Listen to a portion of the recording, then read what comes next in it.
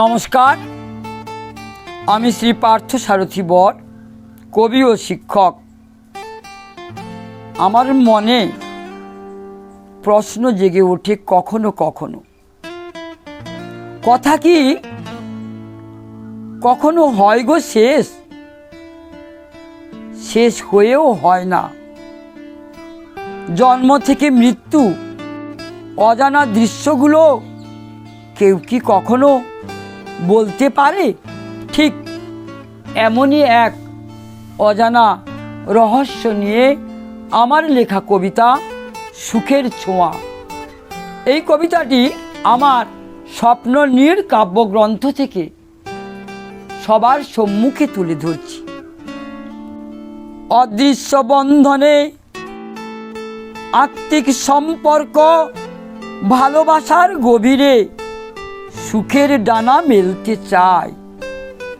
অতি বাস্তবের টানাপোড়েনে, অভাব অনটনে দুমড়ে মুচড়ে ব্যথার প্রকোষ্ঠগুলি পরিপূর্ণ ধ্রুপদী লয়ে ধীরে ধীরে এগিয়ে চলেছে অজানা জীবনের পথে।